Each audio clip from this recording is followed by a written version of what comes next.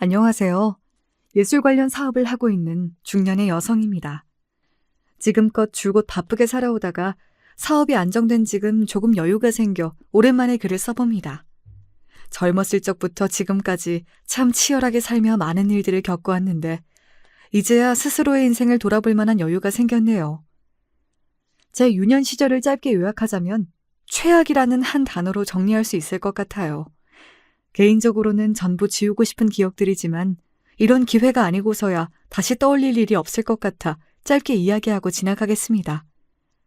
제가 자란 집은 서울 변두리의 오래된 빌라였어요.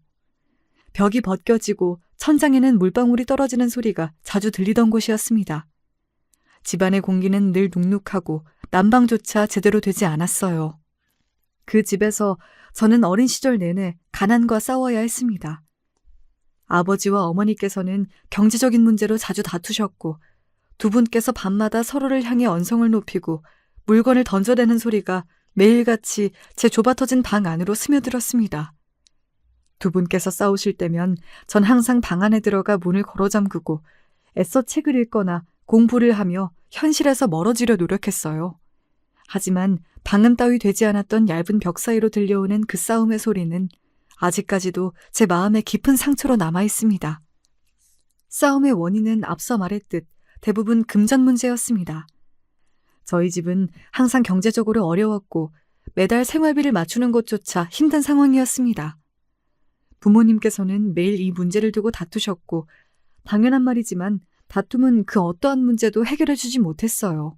그저 서로의 감정만 상하게 만들 뿐이었죠.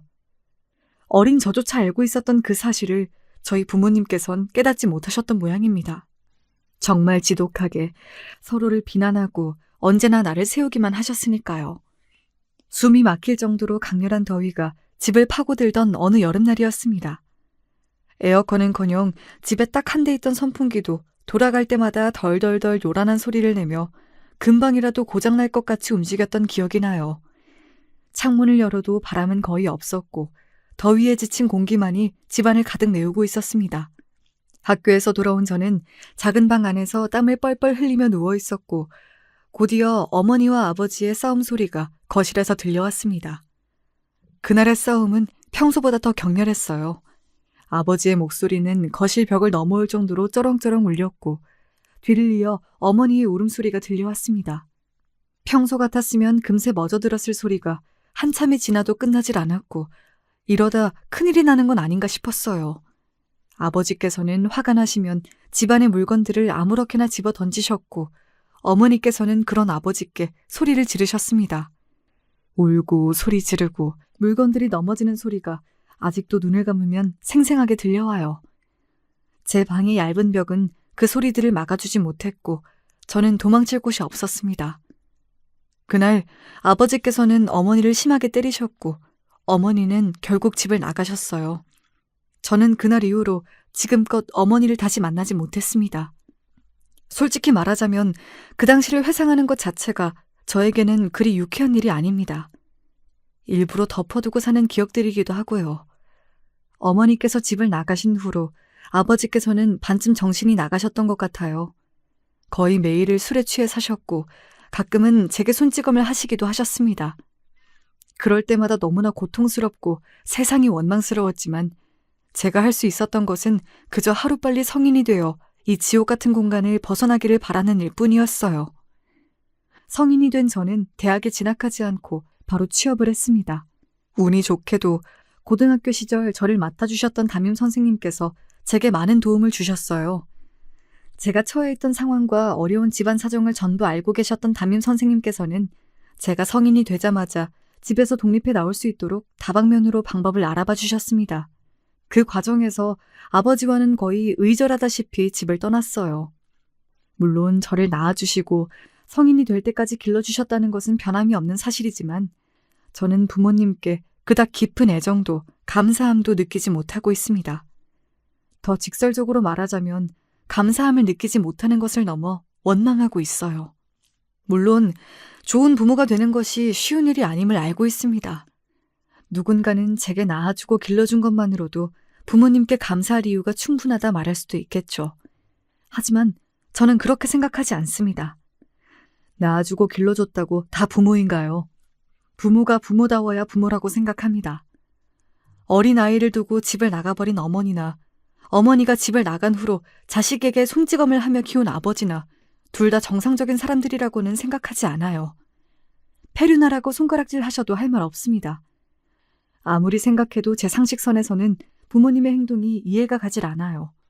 중년의 나이가 되어 어느 정도 세상 돌아가는 이치를 깨달은 지금까지도요. 현실이 팍팍해서 삶이 힘들어서 그런 것들은 다 변명받게 되지 않습니다. 마음 같아서는 아버지와 완전히 인연을 끊고 모르는 사람처럼 살고 싶었지만 피는 물보다 진하다고 그리 쉬운 일이 아니더라고요. 의절하듯 집을 나와놓고 그래도 시간이 좀 지나니 살아는 있나 궁금한 마음이 들었습니다. 20살에 독립한 후로 저는 이 회사 저 회사를 옮겨다니며 허드렛 일을 하고 돈을 벌었어요. 딱히 경력에 도움이 되지도 않고 누가 알아주지도 않는 말 그대로 미래가 없는 일들이었습니다. 그렇게 하루 벌어 하루 먹고 살며 작은 단칸방에 살았어도 아버지와 함께 살 때보다 훨씬 마음이 편했어요. 평생 다시는 볼 일 없을 거라 생각했지만 처음으로 제대로 된 직장을 구하고 나니 아버지 생각이 났습니다. 그립다거나 이제라도 잘 지내보고 싶다거나 하는 생각들은 아니었어요. 그래도 하나뿐인 딸이 집을 나갔는데 아버지로서 아주 조금이라도 양심의 가책을 느끼고 있지는 않을까 하는 일말의 기대였습니다. 그러나 아버지는 제가 떠나기 전과 그리 다른 삶을 살고 있지 않았어요. 여전히 공장에서 일용직 노동자로 일하고 계셨고 매일같이 술에 쩔어 한심하기 짝이 없는 나날들을 보내고 있었습니다. 그 모습을 보니 확실히 알겠더군요. 더 이상 내 부모란 인간들에게 아무런 기대도 가져선 안 되겠다고. 그렇게 발걸음을 돌렸습니다. 그 뒤로 30에 가까운 나이까지 작은 회사에서 허드렛 일을 하며 지냈어요. 벌이도 시원찮고 딱히 적성에도 맞는 일은 아니었습니다. 하지만 그것 말고는 할 수 있는 일도 하고 싶은 일도 없었습니다. 애초에 20대 시절에는 돈을 더 많이 벌고 싶다, 성공하고 싶다는 생각이 딱히 없었던 것 같아요. 무엇을 해도 재미가 없고 의미가 없이 느껴졌습니다. 당시에 저는 태어났기에 살고 있다는 말이 딱 맞았던 것 같아요. 매일매일이 공허했고 삶에 대한 회의감으로 가득 차 있었어요. 회사에서 함께 일하는 동료들도 마찬가지였습니다. 그리 큰 규모의 회사도 아니었고 딱히 가족같이 서로 으쌰으쌰하며 풀어나가는 화목한 분위기도 아니었기에 그 공간은 온통 회색빛이었어요. 업무상 필요한 대화 외에는 일절 침묵만이 흘렀고 어느 누구도 열정적이고 적극적인 사람이 없었습니다. 만약 제가 그때 그 회사를 그만두지 않고 계속 그곳에서 근무했다면 지금의 저란 사람은 존재하지 않았을 거예요. 그렇게 매일매일 의미 없는 나날들을 보내던 어느 날 저는 우연히 회사에서 한 설문조사를 하게 되었습니다. 설문조사 내용은 간단했어요. 취미, 좋아하는 것, 관심 있는 분야 등 여가 생활에 대한 조사였던 걸로 기억해요. 다른 동료들은 별일 아니라는 듯이 슥슥 빈칸을 채우고 제출하는데 저는 그 서너 개의 빈칸을 채우는 것이 너무나도 막막하게 느껴졌습니다. 내가 좋아하는 것, 관심 있는 분야, 취미, 그 어느 것도 제대로 쓸 수 있는 것이 없었어요. 서둘러 제출해달라는 말에 아무렇게나 적어내고 자리로 돌아왔는데 이상한 기분이 들었습니다. 제 인생이 정말로 텅 비었다는 생각이 들었어요. 그저 한 마리의 파리처럼 언제든지 이 사회에서 사라져도 아무도 찾지 않을 의미 없는 생명이구나 하는 생각이었습니다. 통장에는 지금껏 받았던 월급이 차곡차곡 쌓여 있었어요. 단칸방 월세와 각종 공과금, 생활에 필요한 최소한의 식비 외에는 전혀 돈을 쓸 일이 없었습니다. 집에 돌아와 통장에 쌓여있는 돈을 멍하니 보고 있는데 문득 어린 시절의 기억이 났습니다. 아버지께서는 믹스커피를 좋아하셨어요. 식사를 하신 후에는 언제나 찬장 구석에서 믹스커피 한 포를 꺼내 뜨거운 물에 섞어 휘휘 저어 드시곤 하셨습니다. 어린 저는 그런 아버지께 저도 커피가 마셔보고 싶다고 졸랐고 아버지는 귀찮아하시며 손을 가로저으셨어요. 너같이 어린애는 마시는 게 아니라면서요. 결국 저는 아버지께서 집을 비우시던 날 혼자 의자를 끌어올라가 찬장에서 믹스커피를 꺼냈습니다. 그렇게 처음 마셔본 믹스커피의 맛은 오묘했어요. 달면서도 쌉싸름한 맛이 감돌았습니다. 3모금 정도 마시니 사라져버려 아쉬웠지만 한 포를 더 타먹었다가는 아버지께 들킬까봐 그러지 못했어요. 고등학생이 되고 나서 친구들과 어울려 다니며 아메리카노라는 커피에 대해 알게 되었습니다. 이전까지 커피라고는 믹스커피가 다라고 생각했던 제게 아메리카노라는 커피의 존재는 굉장히 충격적이고 신선하게 느껴졌어요. 친구들이 사주어 처음 먹어봤던 아메리카노는 고소한 향과는 다르게 몹시 쓴맛이었습니다. 한 모금 마시고 인상을 찡그리는 제게 친구들은 깔깔 웃으며 원래 커피는 쓴 거야 라고 말하더군요. 그 뒤로 저는 단 한 번도 제 돈을 주고 아메리카노를 사 마셔본 적이 없었습니다. 회사 탕비실에는 항상 싸구려 믹스커피가 잔뜩 꽂혀 있었어요. 어느 순간부터 저도 어린 시절 보았던 아버지의 모습처럼 식후에 항상 믹스커피를 찾게 되더라고요. 그런 저를 보며 부장은 나이도 어린 아가씨가 요즘 사람들처럼 카페를 안 가고 웬 믹스커피를 그렇게 마시냐며 신기해했어요.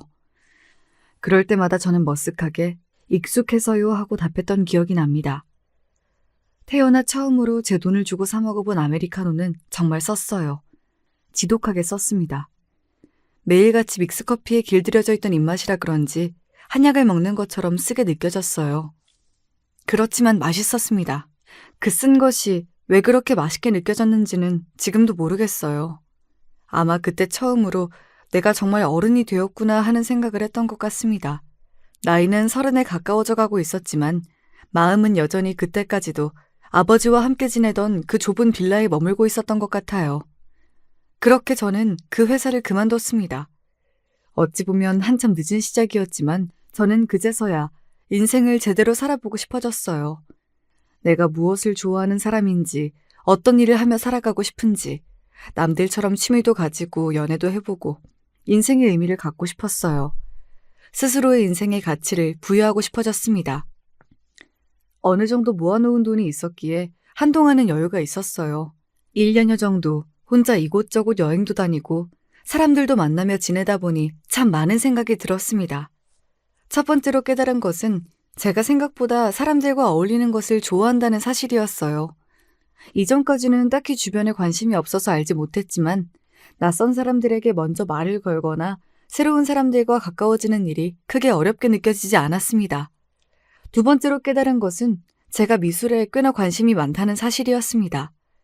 전시를 보러 다니거나 미술품을 구경하거나 직접 그림을 그리는 일이 즐거웠어요. 이런 것들은 저랑 사는 세계가 다른 부자들이나 즐기고 향유하는 것들이라 생각했는데 딱히 그런 것만도 아니더라고요. 길다면 길고 짧다면 짧은 시간이었지만 제게는 아주 소중하고 의미 있는 인생의 전환점이 되어주었고 그렇게 저는 휴가를 마치고 새로운 직장에 들어가게 되었습니다. 처음에는 미술과 관련된 직장을 구하고 싶었지만 아무런 경력도 학력도 없는 제가 전공자들이 넘쳐나는 세상에서 일자리를 구하기란 쉬운 일이 아니었어요. 게다가 젊은 나이도 아니었기에 사실상 저를 받아줄 만한 곳을 찾기가 하늘의 별 따기였습니다.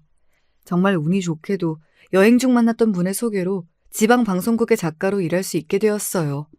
말이 좋아 작가지 사실은 막내 작가라는 이름 하에 온갖 허드렛 일과 잡일을 맡아 하는 자벽부에 가까웠습니다. 이래서는 회사를 그만두기 전과 크게 다를 게 없지 않냐 하실 수도 있겠지만은 대우는 비슷할지 몰라도 제 마음가짐과 주변 사람들이 이전 직장과는 판이하게 달랐습니다. 방송국은 본인이 하는 일에 열정이 넘치고 하루하루를 열심히 살아가는 사람들로 가득했어요. 물론 어딜 가나 그렇듯 좋은 사람들만 있는 것은 아니었지만 그래도 저는 새로운 직장에 충분히 만족했습니다. 몸은 힘들어도 매일매일이 뿌듯했어요. 의견이 받아들여지는 일은 거의 없었지만 아이디어 회의에도 참여하고 제 발로 뛰어다니며 구한 소품들이 방송에서 쓰여지는 모습을 보면 그래도 제 역할을 다했다는 사실에 마음이 벅차올랐습니다. 그러다 만나게 된 것이 남편이었어요. 정확하게 말하자면 전 남편이죠. 결혼한 지 3년도 되지 않아 이혼을 했으니까요. 남편은 방송국에서 일하던 PD였습니다. PD들 중에서는 비교적 젊은 나이였어요. 저와 비슷한 또래였으니까요. 생긴 것도 나름대로 훤칠해서 인기도 많았습니다. 주변에서 너도 나도 여자를 소개시켜주겠다, 1등 신랑감이다 어쩐다 말이 많던 남자였습니다. 그런 남자와 가진 거 하나 없던 막내 작가가 연애를 한다니 완전히 신데렐라와 왕자님이 따로 없었어요. 솔직히 전 외모도 그리 잘난 편이 아니거든요. 남편은 제 긍정적인 성격과 밝은 태도가 보기 좋아 자연스레 관심이 갔다고 말했어요. 방송국에는 정말 상상 초월로 이상한 텃세를 부리는 사람들이 많았는데 저는 그런 사람들에게도 항상 웃는 낯으로 인사를 했습니다. 속이 없어서 그랬다기보다는 웃는 낯에 침 못 뱉는다고 계속해서 지치지 않고 친절하게 대하다 보면 저런 사람들도 날 인정해주지 않을까 하는 생각에서였어요. 물론 제 생각처럼 변한 사람들도 있었지만 끝까지 심술을 부리는 사람도 있었습니다. 시간이 좀 지나고 보니 저는 방송국 사람들 사이에서 꽤 유명해져 있었어요. 늦은 나이에 막내로 들어와 고생이란 고생은 다 하면서도 항상 밝게 인사하고 계속되는 촬영 작업에도 힘들다는 말 한마디를 하지 않았거든요. 누가 보면 미련하다고 할 수도 있을 정도로 정말 열심히 했어요. 누가 알아주든 알아주지 않든 상관없었습니다. 태어나 처음으로 제가 원하는 일을 하는 것이었고 매일이 즐겁게 느껴졌으니까요. 어찌되었든 외모도 잘나고 능력도 좋은 남자가 호감을 표시하고 다가오는데 제 쪽에선 마다할 이유가 전혀 없었어요. 그렇게 저와 남편은 반년이라는 짧은 시간 동안 연애를 했고 남편이 먼저 결혼 이야기를 꺼냈어요. 배부른 소리긴 했지만 남편의 결혼 제안이 마냥 달갑게 느껴지지만은 않았습니다. 남편과 연애하며 가족관계나 제가 자라온 환경에 대한 이야기를 거의 꺼내지 않았었거든요. 결혼을 하려면 어쩔 수 없이 저에 대해 더 많은 것을 이야기하고 숨김없이 보여줘야 할 텐데 그런 것들이 망설여졌어요. 난 네가 어떤 사람이든 있는 그대로 받아들일 준비가 되어 있어. 그러니 걱정하지 말고 나한테 전부 편하게 말해줘도 돼. 남편은 그런 저를 안심시켜 주었고 저는 남편에게 제 과거 이야기를 숨김없이 털어놓았습니다. 어렸을 적 저와 아버지를 버리고 집을 떠난 어머니와 그 이후로 술에 중독되어 한심한 인생을 살았던 아버지, 삶의 의미를 느끼지 못했던 지난 시절과 스스로를 찾을 수 있었던 시간들까지. 남편은 이런 저와 다르게 경제적으로 풍요롭고 행복한 가정에서 자라난 사람이었어요. 시아버지는 사업을 하시는 분이었고 덕분에 외동아들이었던 남편은 어렸을 적부터 부족한 것 하나 없이 탄탄대로를 걸어왔다고 했습니다. 저와는 완전히 다른 세상의 사람이었어요. 솔직히 말하자면 부끄러웠습니다. 제 치부를 모두 드러내는 것 같아 쥐구멍이라도 숨고 싶은 기분이었어요. 그러나 남편은 그런 저를 보듬어 주었습니다. 당시엔 정말 고마운 마음이었어요. 운명의 짝을 만났다 생각하기도 했습니다. 어느 정도 예상했던 일이었지만 시부모님께서는 저를 그닥 환영해 주시지 않았습니다. 어디에 내놔도 빠지지 않을 잘난 아들이 저같이 별 볼 일 없는 여자를 결혼하겠다고 데려왔으니 저 같아도 비슷한 반응이었을 것 같아요. 그래도 앞으로 제가 더 잘하는 모습을 보여드리면 되지 않을까 생각했습니다.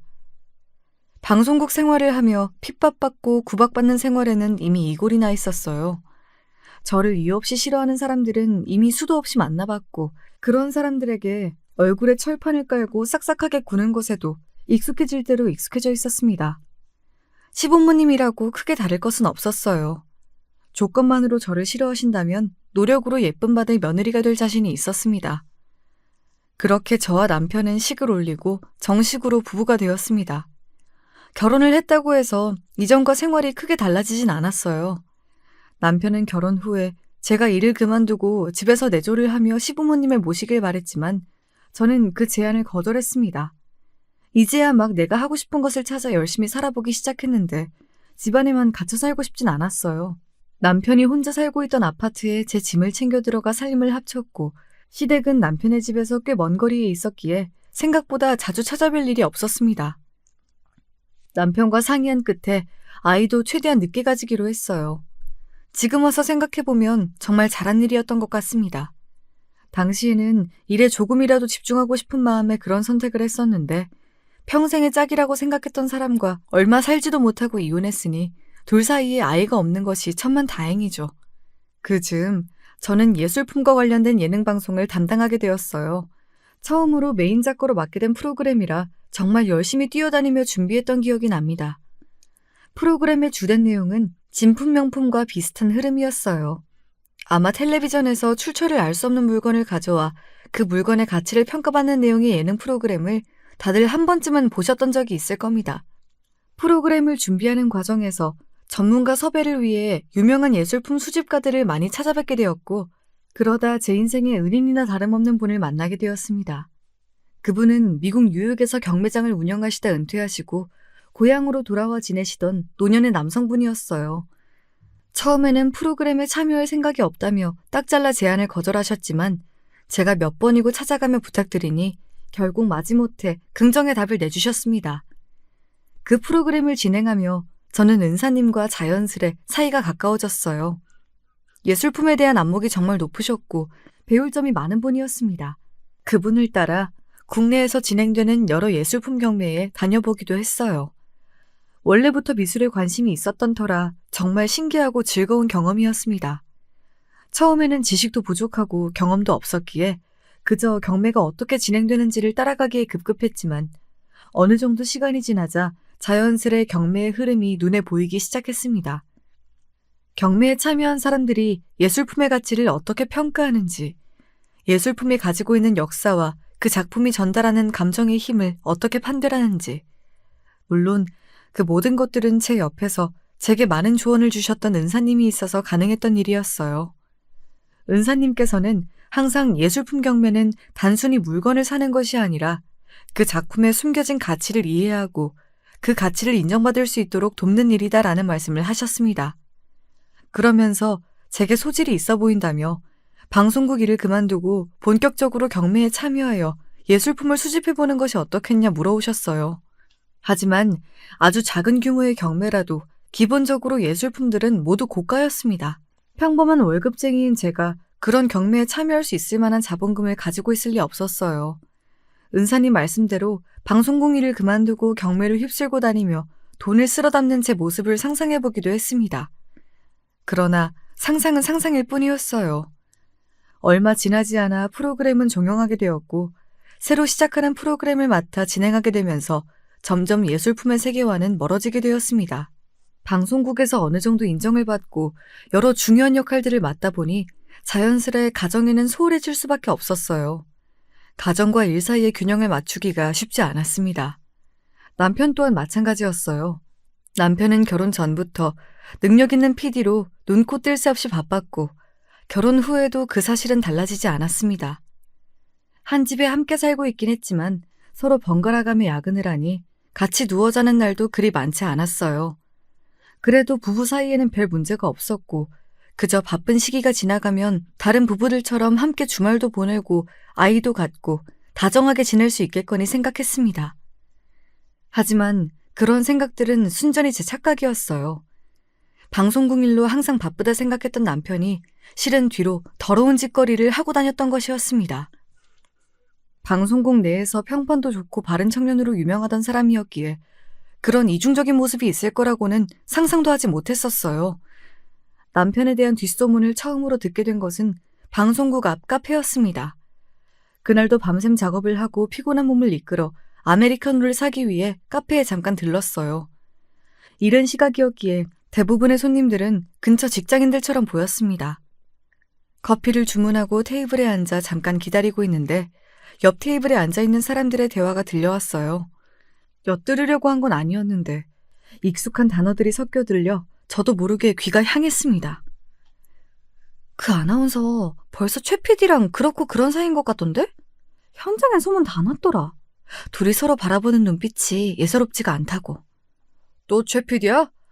나 참 이번이 벌써 몇 번째냐? 부인만 불쌍하게 됐지. 뭐가 불쌍해. 그 여자도 어차피 최 PD 얼굴이랑 돈 보고 결혼한 거 아니야? 차업차득이지 뭐. 방송국에 최시성을 가진 PD가 한두 명이 아니겠지만 순간 저 사람들이 말하는 최 PD가 내 남편일 것이다라는 확신이 들었습니다. 남편이 얼마 전부터 새벽 뉴스를 담당하기 시작했고 그 뉴스에 새로운 젊은 아나운서가 있다는 소식을 전해 들었거든요. 가슴이 쿵쿵 뛰기 시작했습니다. 행여나 그 사람들이 저를 알아볼까봐 얼굴을 가리고 급하게 카페를 빠져나왔어요. 그러고 보니 남편은 예전부터 미심쩍은 점이 많았습니다.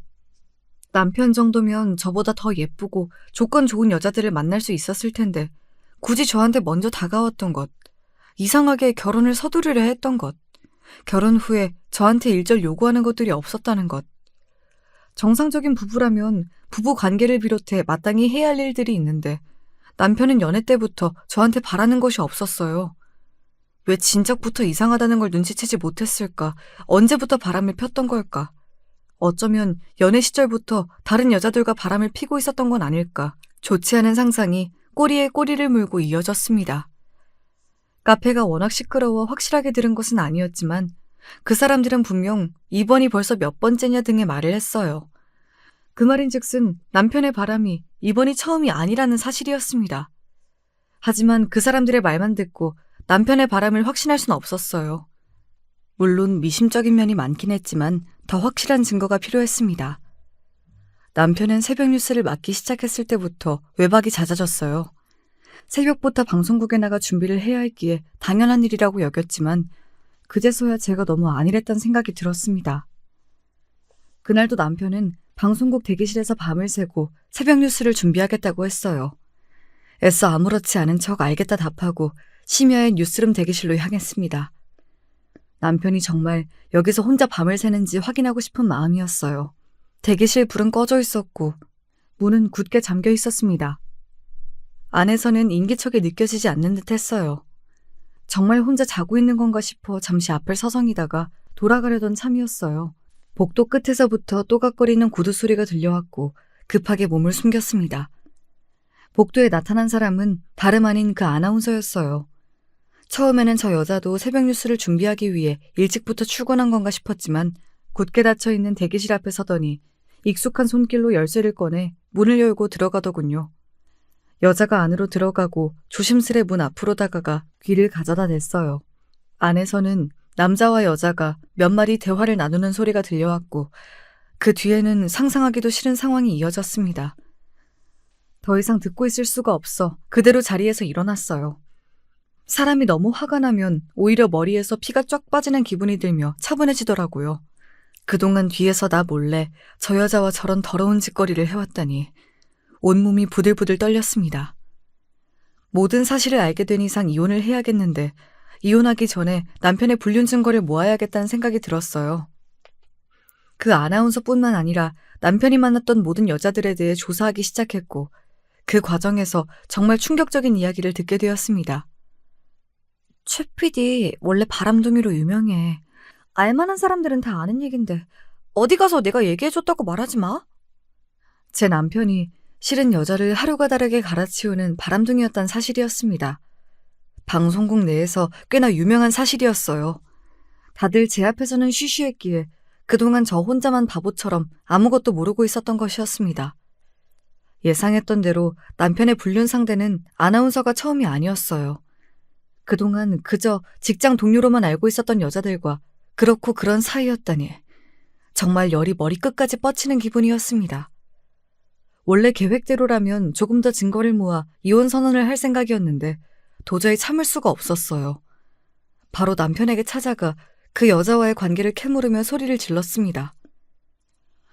이미 다 알고 있었던 거 아니었어? 설마 진짜 몰랐던 거야? 눈치가 없다고는 생각했지만 생각보다 더하네. 그렇지 않아도 슬슬 얘기할 생각이었어. 남편은 전혀 당황한 기색이 없었어요. 너무나 뻔뻔한 반응에 미친 사람처럼 소리를 지르는 제가 오히려 더 이상한 사람이 된 것 같았습니다. 남편은 그 아나운서와 정식으로 만남을 가진 지 꽤 됐으며 먼저 이혼을 하자 이야기를 꺼냈어요. 이럴 거면 도대체 나랑 왜 결혼했냐. 처음부터 잘난 여자랑 만나 살았으면 될 것을 왜 사람을 이렇게까지 비참하게 만드냐. 그동안 바보 같은 내 모습을 보면서 재밌었니 울며 따지자 남편은 코웃음을 쳤습니다. 내가 미쳤다고 너 같은 애를 진짜 사랑했겠냐? 별 볼 일 없는 여자랑 결혼하면 알아서 납작 엎드리고 집에서 살림이나 하면서 살 줄 알았지. 가진 게 쥐뿔도 없으면 눈치라도 있어야 할 거 아니야. 엄청난 배신감에 말문이 막혔어요. 아픈 과거까지 전부 보듬어 주겠다며 다정히 저를 안아주었던 그 남자는 어디에도 남아있지 않았습니다. 애초에 그런 남자는 처음부터 존재하지도 않았던 거예요. 더욱 충격적인 사실은 남편과 그 여자의 관계를 시부모님께서도 전부 알고 계셨다는 사실이었습니다. 남편과의 대화가 끝난 후 저는 시어머니께 전화를 걸어 모든 사실을 털어놓기로 했습니다. 당시 저는 시어머니께서 상황을 알게 되시면 제 입장에 서서 저를 이해하고 도와주실 것이라고 생각했지만 시어머니의 반응은 제 예상과는 정반대였어요. 시어머니께서는 제 전화를 받으시고는 너무나 덤덤하고 차가운 목소리로 대답하셨습니다. 그래, 난 이미 알고 있었다. 얼마 전에 같이 인사도 왔었어. 너한텐 좀 미안하게 됐지만 애초에 수준이 안 맞는 결혼이었지 않니? 오르지 못할 나무는 쳐다보지도 말았어야지. 그 순간 남아있던 일말의 자존심마저 땅바닥으로 처박히는 기분이었습니다. 결혼 후 시댁을 자주 찾아뵙진 못했어도 결혼 전 다짐했던 것처럼 나름대로 예쁨 받는 며느리가 되기 위해 이것저것 노력해왔어요. 시부모님께서는 제게 그리 살갑게 대해주지 않으셨지만 그래도 어느 정도는 저를 며느리로 인정해 주셨다고 생각했습니다. 그런데 남편이 바람피는 걸 알고 계셨던 걸로 모자라 그 여자와 이미 인사까지 나누셨다니. 도대체 이 집안에서 저라는 존재는 어떤 의미였던 걸까? 여러모로 허탈한 마음이 들더군요. 그 뒤로는 모든 일들이 물 흐르듯 흘러갔어요. 정신을 차려보니 저는 의부증에 걸려 멀쩡한 남편을 쥐잡듯 잡고 다닌 미친 여자가 되어 있었고 남편과 그 아나운서는 피해자가 되어 있었습니다. 이제 막 자리를 잡기 시작한 햇병아리 작가와 베테랑 PD의 사내 파벌 싸움이 가능할 리가 없었어요. 다들 진실은 뒤로 한 채 저를 멀리하기 바빴고 저는 그렇게 겨우 정을 붙였던 방송국을 떠나게 되었습니다. 방송국에서 잘리듯 퇴사한 저에게 남은 것은 조금의 위자료와 이혼녀 딱지, 그리고 처참하게 박살나버린 자존감뿐이었어요. 그 뒤로 한동안은 정말 힘든 시간을 보냈습니다. 이제 겨우 어두운 인생에서 벗어나 삶의 의미를 찾아가는 첫걸음을 뗐는데 세상이 제게 참 무심하구나 싶었어요. 그때 제 곁에 은사님이 계시지 않았더라면 돌이킬 수 없는 선택을 했을지도 몰라요. 은사님은 힘든 시간을 보내고 있던 제게 손을 내밀어 주셨어요. 위기를 기회 삼아 새로운 일에 도전해보라며 본인 앞으로 온 여러 경매의 초대권을 제게 양도해 주셨습니다. 남편에게 받은 위자료와 그동안 모아왔던 돈으로 조금씩 예술품을 수집하기 시작했어요. 제일 먼저 구매했던 것은 신인 작가의 풍경화였는데 그 그림이 첫눈에 제 눈을 사로잡았던 기억이 납니다. 신인 작가의 작품치고는 가격이 조금 높게 책정되어 다들 선뜻 나서지 못하던 와중 제가 그 그림을 낙찰받아왔어요. 그리고 얼마 지나지 않아 그 작가는 본격적으로 유명세를 타게 되었고 그림의 가격은 몇백 배로 뛰었습니다. 몇 번 더 성공적으로 예술품 매입에 성공하면서 조금씩 업계의 이름을 알리기 시작했고 이제는 제 이름 앞으로 경매 초대장이 오기 시작했어요. 물론 언제나 결과가 성공적이지만은 않았습니다. 비싼 돈을 주고 산 예술품이 유명 작가의 작품을 패러디한 짝퉁이었을 때도 있었고 가능성을 보고 매입한 작품이 결국은 빛을 보지 못하고 한 조각의 쓰레기가 되었을 때도 있었어요. 그렇지만 은사님 말씀대로 저는 경매에 재능이 있었습니다. 방송국 말단 작가로 일했을 때보다 훨씬 적게 일하고 비교도 되지 않는 수준의 수익을 올렸어요. 그렇게 아름아름 이름을 알리며 업계 관계자 모임에 참석하기도 하고 잡지 인터뷰에 참여하기도 하면서 정신없는 일상을 보냈습니다. 솔직히 그때까지만 해도 제 주변을 둘러싼 모든 일들이 잘 실감이 나지 않았던 것 같아요. 그러던 와중 우연한 기회로 은사님의 도움을 받아 작은 경매 사업을 시작하게 되었고 사업이 당초 예상했던 것보다 훨씬 잘 풀려 규모가 점점 커지게 되었어요. 앞서 말씀드렸듯 은사님께서는 젊은 시절에 미국 뉴욕에서 대규모 예술품 경매장을 운영하셨던 분이었기에 제게 정말 많은 조언과 도움을 주셨습니다. 처음에는 실수도 많이 했고 매사에 스스로가 제대로 하고 있는 게 맞는지 확신을 가지기 어려웠어요. 그렇지만 차츰 시간이 지나다 보니 하나 둘 차근차근 쌓아왔던 것들이 결국 제자리를 찾아 저를 뒷받침해 주더군요. 그렇게 제 사업은 나름대로 업계에 성공적으로 자리를 잡게 되었습니다. 남편에게 이혼당하고 전 직장에서 쫓겨날 때까지만 해도 이런 앞날이 저를 기다리고 있으리라고는 상상도 하지 못했어요. 서울 변두리의 회사에서 매일같이 싸구려 믹스커피를 타먹으며 꿈도 희망도 없이 살아가던 제가 이제는 강남 한복판의 편집샵에서 매일 아침 고급 원두로 내린 커피를 마십니다. 눅눅한 공기로 가득 차 있던 낡은 빌라도, 얇은 벽 너머로 들려오던 부모님의 싸움 소리도, 저를 배신하고 뒤에서 희희낙낙하던 남편도, 불륜녀도 더 이상 제 인생에서 없는 것들이 되었어요. 방송국에서 함께 일하던 동료들에게 몇 번 연락이 온 적이 있었습니다. 어떻게 제 소식을 알게 된 것인지는 모르겠지만 제가 말도 안 되는 헛소문 때문에 쫓겨나듯 방송국을 나왔을 때에는 일말의 손길도 내밀어주지 않았던 사람들이 상황이 변하니 참 뻔뻔하게 친한 척을 해오더라고요. 남편은 제가 방송국을 떠난 뒤로 그 아나운서와 재혼을 했다고 했습니다. 더 이상 그 두 사람이 어떻게 지내는지 궁금하지도 알아야 할 이유도 없었지만 들려오는 이야기를 막을 순 없었어요. 그렇게 재혼한 뒤 두 사람은 한동안 행복하게 사는 듯 하더니 남편의 바람벽이 도져 또 방송국을 한바탕 뒤집어놨다고 했습니다. 결국 그 아나운서와도 이혼하고 지금은 방송국 내에 안 좋은 소문이 파다하게 퍼진 상태라고 했어요. 사실 그때도 전 최 PD가 이상하다고 생각했어요.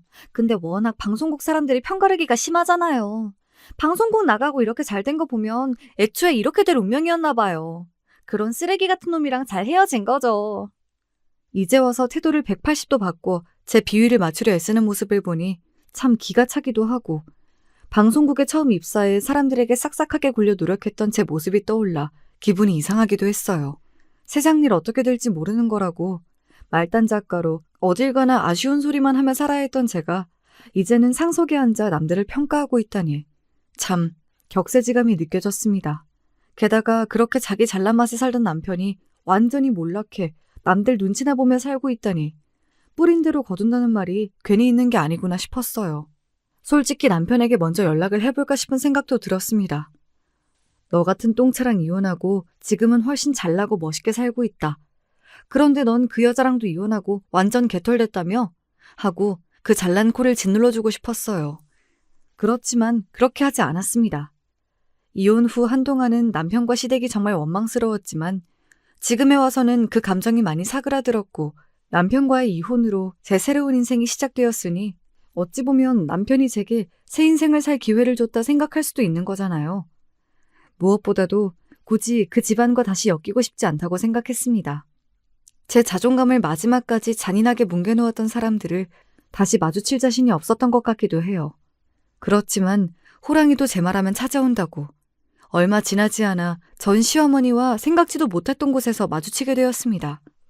경매 사업이 잘 되어감에 따라 여러 곳들과 협력 이벤트를 진행하기 시작했어요.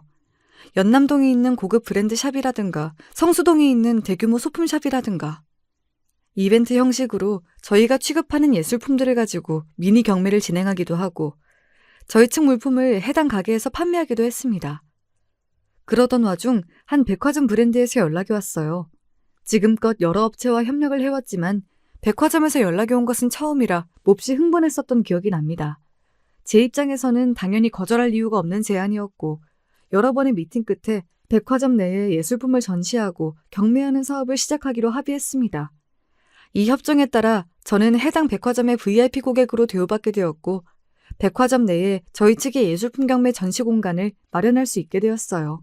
첫 전시회 및 경매는 몹시 성공적인 결과로 끝이 났고 그 뒤에도 정기적으로 경매 이벤트를 열게 되었습니다. 그동안 많은 공간에서 경매를 해봤지만 이런 고급 브랜드들이 즐비한 화려한 백화점에 제 사업이 당당히 발을 들이게 되다니 정말 뿌듯했어요. 시어머니와 마주쳤던 그날도 저는 경매 준비에 한창이었습니다. 저는 경호원들과 함께 백화점의 VIP 구역을 순회하며 예술품들을 점검하고 있었어요. 경매에 등장하는 예술품이 대부분 고가의 작품들이었기 때문에 경매를 주최하는 저뿐만 아니라 경매에 참여하는 사람들 대부분이 백화점의 VIP 고객들이었습니다. 경호원들은 제 주변에서 늘어선 고급스러운 경매품들 사이를 바쁘게 오가며 저를 보호하고 있었고 경매 시간이 다가오자 백화점 내의 비즈니스 관계자들과 VIP 고객들이 하나둘 도착했어요. 그러던 중 저는 전혀 생각하지도 못했던 사람을 마주치게 되었습니다. 시어머니, 아니 이제는 저와 아무런 상관이 없는 그 노년의 여자가 나름대로 고급스러운 옷차림을 하고 VIP 구역을 거닐고 있었어요. 그 여자를 발견한 순간부터 심장이 미친 듯이 쿵쾅거렸고 저와 눈이 마주친 그 여자는 놀란 표정을 지으며 잠시 멈춰 서더니 곧장 저에게 다가왔습니다. 아니, 이런 곳에서 다 만나네? 너같이 없이 사는 애가 백화점을 다 다니니? 웬일이야? 그 여자는 수년 전과 변한 것이 전혀 없었어요. 여전히 사람을 깔보는 듯한 얼굴과 비웃음이 가득한 목소리. 그러면서도 역겨울 정도로 고상한 척하는 태도에 기가 찰 정도였습니다. 괜히 큰일을 앞두고 말싸움을 벌여 감정이 상하거나 소란을 일으키고 싶지 않았기에 옆에 있던 경호원들을 불러 그 여자를 전시장 밖으로 내쫓으라고 말했어요. 저분 경매장 밖으로 모셔다 드려요. VIP분들만 오시는 곳이라고 설명하고. 이 전시장은 백화점 VIP 고객들만 들어오실 수 있는 곳입니다. 죄송합니다만 앞까지 안내해드리겠습니다. 뭐야? 전현도 들어와 있는 곳에 내가 왜 못 들어오는데? 당장 이 손 못 놔? 순식간에 경호원들이 제 주변을 둘러쌌고 그 여자는 어안이 벙벙해 보였어요. 더 이상 일이 커졌다가는 경매를 망칠까 걱정되었기에 그 여자 앞에 제 VIP 카드를 내밀어 보이며 말했습니다. VIP 모르세요, 아줌마? 여긴 당신같이 수준 낮은 사람들이 함부로 드나드는 곳이 아니라고요. 나가요. 교양 없이 소란 피우지 말고. 오르지 못할 나무는 쳐다보지도 말란 말 아시죠? 그 여자는 소리를 꽥꽥 지르며 경호원들의 손에 이끌려 밖으로 끌려나갔고 그 후로 경매 이벤트는 다행히도 별 문제 없이 무사히 진행되었습니다. 솔직히 말해서 그날의 경매가 어떻게 진행되었는지 제대로 기억이 나질 않아요. 경매 내내 머릿속에는 통쾌함만이 가득했거든요.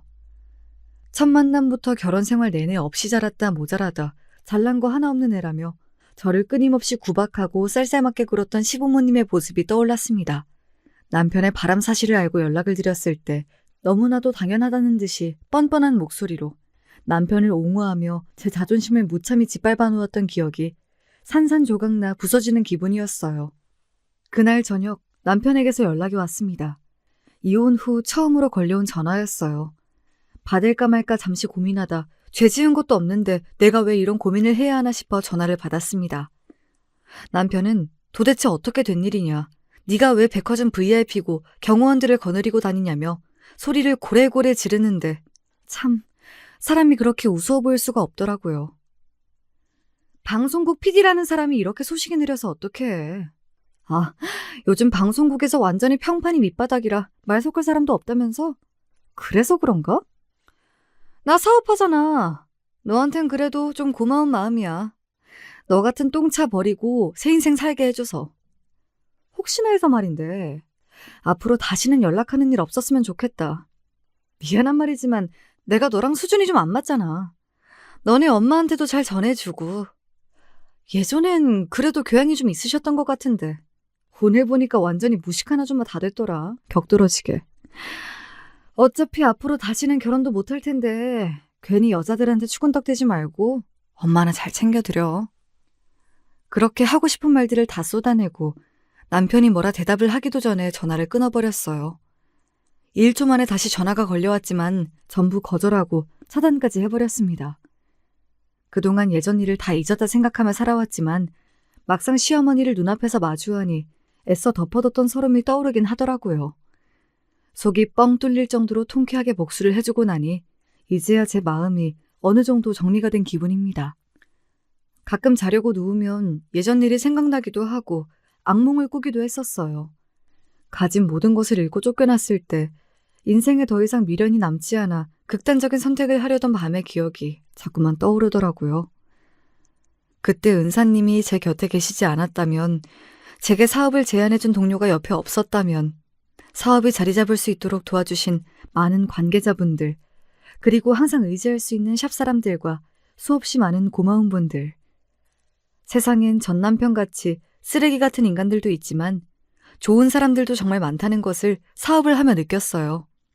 이제 더 이상 과거의 일에 매여 있지 않고 앞만 보며 나아가려고 합니다.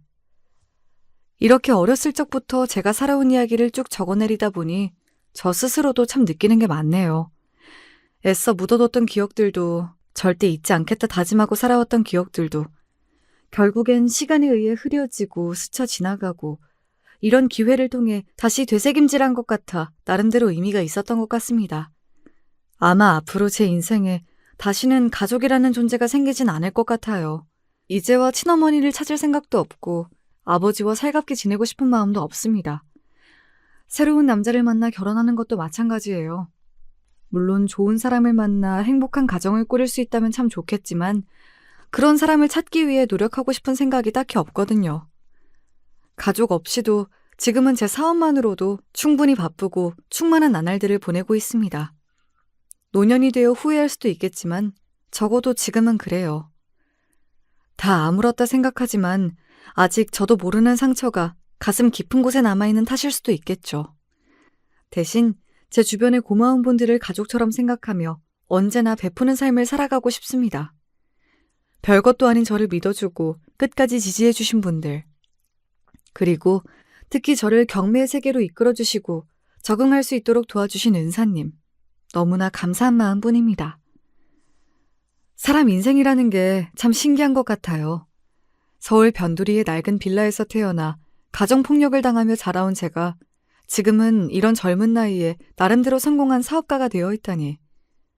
고된 하루를 마치고 잠에 들 때마다 지금 내가 꿈을 꾸는 게 아닌가, 내일 아침에 눈을 뜨면 다시 그 낡은 빌라로 돌아가 있는 게 아닌가 하는 허무맹랑한 상상을 하곤 합니다.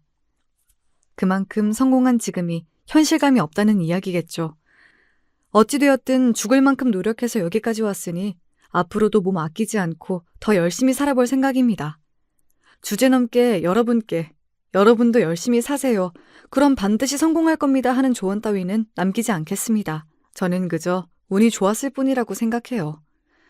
물론 스스로가 열심히 노력한 탓도 있겠습니다마는 적절한 시기 그리고 주변에서 저를 도와주셨던 분들 덕분에 이 자리까지 올라온 것이겠지요. 하늘은 스스로 돕는 자를 돕는다. 은사님께서 항상 하셨던 말씀이고 지금까지도 제 모토로 삼고 있는 말이에요. 저 스스로뿐만 아니라 제 주변 사람들도 살뜰하게 잘 챙기며 서로 돕고 살아가고 싶습니다. 감사합니다.